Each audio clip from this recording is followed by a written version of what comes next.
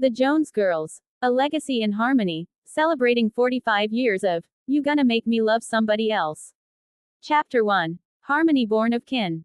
In the quieter streets of Detroit, long before the lights of fame touched their lives, the young Jones sisters found their first audience in the cozy living room of their family home. Brenda, Valerie, and Shirley, bound not just by blood but by an innate musicality, would often gather around the old piano that occupied the corner of the room. Under the watchful eyes of their mother, Mary, and the encouraging smiles of Aunt Christine, they honed their craft. The sisters' voices blended into a seamless harmony that seemed to rise and swell with the dreams that filled their youthful minds. Each note they sang carried the weight of potential and the promise of tomorrow. Mary, ever the meticulous guardian of their talent, would pen detailed letters to her distant friend, sharing tales of each rehearsal and breakthrough, her words imbued with pride and a touch of wonder. These early years were a symphony in the making, each day a rehearsal for a future they could only imagine. As the sounds of Motown drifted through the air, mixing with the melodies they created, the foundation of their destiny was laid, note by loving note. Chapter 2. The Philadelphia Call. One brisk autumn evening, as golden leaves danced along the sidewalks of Detroit, a long-distance call changed the course of the Jones sisters' lives. The voice on the other end was smooth, filled with the enticing promise of opportunity. It was the legendary producer Kenneth Gamble of Philadelphia International Records. His words, simple yet profound, were an invitation to step into a broader world, far beyond the familiar streets of their childhood. The sisters listened, barely breathing, as Gamble spoke of Philadelphia, the city of brotherly love, where soul music thrived under the nurturing hands of some of the industry's giants. He talked of his partnership with Leon Huff and how together they were looking for fresh voices to bring new life to their label. The Jones Girls, with their unique blend of harmonies and youthful vigor, could be those voices.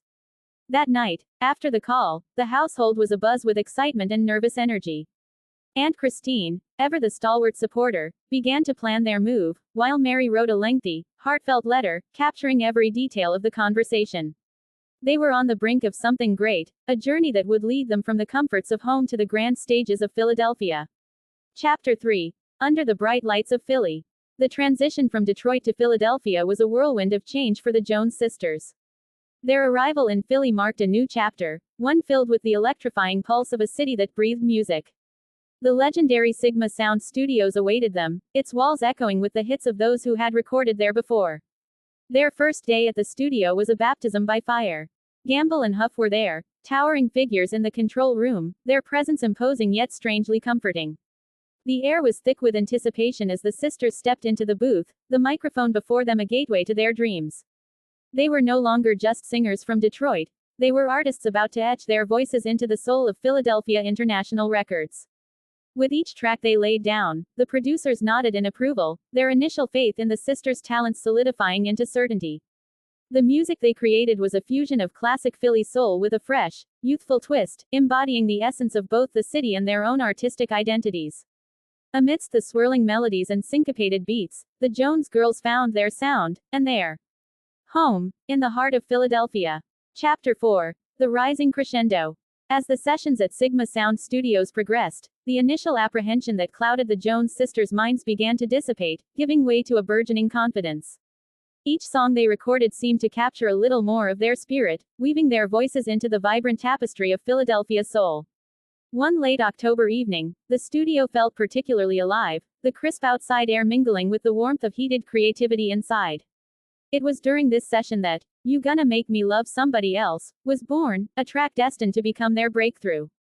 The song, with its catchy hooks and deep, resonant bass, was a perfect showcase for their dynamic range and harmony.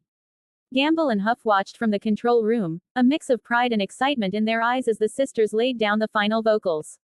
The track was more than just music, it was a statement, a declaration of their arrival on the music scene.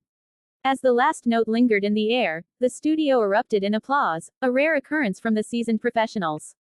That night, as the city of Philadelphia lay quiet, the echoes of their song whispered through the streets, heralding the rise of the Jones Girls. Each note, each harmony, promised that this was just the beginning. Chapter 5. Echoes of Success. The release of You Gonna Make Me Love Somebody Else marked a defining moment in the careers of the Jones sisters.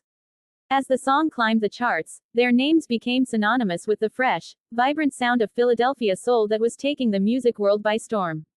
The track's success was a testament to their talent and the visionary guidance of Gamble and Huff, who had crafted a sound that resonated deeply with audiences. As winter turns to spring, the growing popularity of the song brought new opportunities and challenges. The sisters found themselves navigating the complexities of fame, from endless promotional tours to interviews and television appearances. Each city brought new fans, eager to see the trio whose voices filled the airwaves with soulful harmonies and heartfelt lyrics. Back in Philadelphia, their success had a ripple effect, transforming not just their lives but also those of their family. Mary and Aunt Christine, who had been their steadfast support from the beginning, now watched from the sidelines, their hearts swelling with pride. Mary continued to document every milestone in her detailed letters, capturing the surreal quality of their rapidly changing lives. The record's impact extended beyond the charts, influencing a new generation of artists and reshaping the landscape of R&B and soul music. The Jones Girls were no longer just singers, they were trendsetters, defining a new era of music with their innovative style and powerful delivery. However, with success came the pressure to maintain their momentum. The studio became their second home, and the pressure to follow up their hit with another chart topper was immense. Gamble and Huff were mindful of this, and their next project was approached with a mix of excitement and caution. They knew the industry was fickle, and the longevity of their new stars depended on their ability to evolve without losing the essence of what made them special. During these intense recording sessions, the sisters' bond was both a comfort and a necessity. They leaned on each other, finding strength in their shared experience and familial ties. Each track they worked on was a collective effort, with ideas flowing freely between them and their producers. This collaborative spirit was crucial, as it allowed them to experiment with new sounds and themes, slowly shaping their next album. Amidst this creative whirlwind, the sisters also took time to engage with their growing fan base. Aunt Christine, ever the organizer, coordinated fan events and meet and greets, which allowed the sisters to connect with their listeners on a personal level. These interactions were grounding for them, a reminder of the real people behind the radio hits who found joy, comfort, and inspiration in their music. The pinnacle of this period came during a sold-out concert at the Uptown Theater, a legendary venue in the heart of Philadelphia. The night was crisp, the excitement palpable as fans lined up, buzzing with anticipation. Inside, the atmosphere was electric, the theater filled with the echoes of past performances by soul legends who had once stood on the same stage. The concert was a triumph. From the moment the Jones sisters stepped out, the crowd was captivated. Each song was met with cheers, and when "You Gonna Make Me Love Somebody Else" began, the audience sang along, every word a testament to the song's impact. The sisters delivered a performance that was both powerful and poignant, a celebration of their journey from the living room in Detroit to the grand stages of Philadelphia. As the final notes of the encore faded, the sisters embraced on stage, overwhelmed by the love and support of their fans. It was a moment of reflection and gratitude, a realization that their dreams had materialized in ways they could never have imagined. Backstage, after the applause had died down and the theater had emptied, the sisters sat together, savoring the quiet after the storm. They talked about the future, about the songs they still wanted to sing, and the stories they wanted to tell. There was a sense of infinite possibility in the air, mixed with the knowledge that no matter what the future held, they would face it together, as sisters, as artists, as pioneers in a world they had helped shape. In that moment, they knew that while life would go on, the echoes of their music would resonate long after the last note was played. Chapter 6. A New Rhythm. As the glow of their initial success began to stabilize, the Jones Girls found themselves at a pivotal moment. The industry was shifting, and so too must their music. Inside the bustling confines of Philadelphia International Records, a new project was taking shape, one that would challenge the sisters to evolve both their sound and their storytelling. Amid the stacks of vinyl and reels of tape, the studio buzzed with creative energy. Gamble and Huff introduced fresh elements to the mix, blending contemporary beats with the classic soulful harmonies that had defined the Jones Girls' earlier work. The experimentation was exhilarating but fraught with uncertainty. Each session was a delicate dance between innovation and the essence of what made their music resonate so deeply with fans. In these moments of artistic flux, the sisters leaned on each other more than ever. Their bond, fortified by shared aspirations and past triumphs, served as their anchor. Together, they navigated through layers of synthesizers and electronic rhythms, searching for the perfect balance. The result was a bold, new sound that was both a nod to the past and a stride toward the future.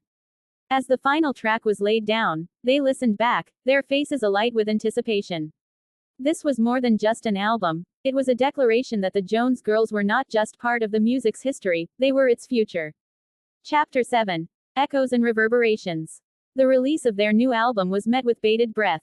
The Jones Girls had ventured into uncharted musical territories, and now, the world would react. The first reviews trickled in like the early hints of dawn, tentative yet illuminating. Critics praised their bold synthesis of modern rhythms with classic soul, acknowledging their evolution while celebrating their roots.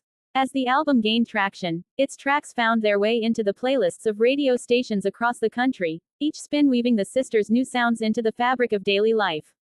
Fans wrote letters, now mixed with emails, expressing their admiration not just for the music but for the courage to redefine it. During this time, the sisters embarked on a tour that felt different from any before. Each city presented an opportunity to reconnect with longtime fans and to captivate new listeners. The stages were larger, the lights brighter, and the cheers louder, echoing the album's expanding reach. Backstage, amidst the quiet after the applause, Brenda, Valerie, and Shirley would gather, their hands clasped together, a silent acknowledgement of their shared journey. With each performance, they didn't just sing, they sent a message that in the world of music, the Jones Girls' legacy would continue to resonate, adapting, enduring, and inspiring.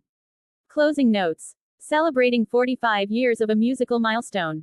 As we reflect on the 45th anniversary of the Jones Girls' groundbreaking 1979 album, featuring the standout track, You Gonna Make Me Love Somebody Else, it's impossible not to be moved by the enduring legacy of this remarkable trio. This album not only defined a generation but also set a new standard in the music industry, blending deep, soulful harmonies with the rich, innovative production that became a hallmark of Philadelphia soul. This anniversary isn't just a celebration of a single album or song, it's a celebration of resilience, creativity, and the lasting impact of the Jones Girls.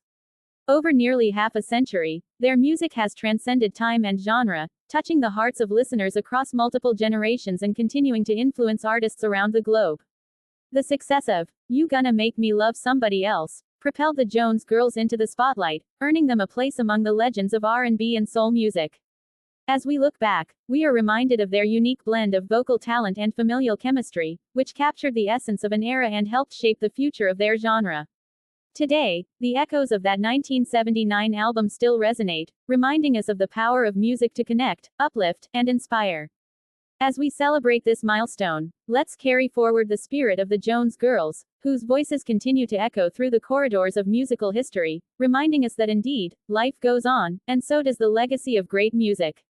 Author's note. As the writer of this exploration into the lives and careers of the Jones Girls, I feel both privileged and humbled to have been able to delve into such a rich tapestry of musical history.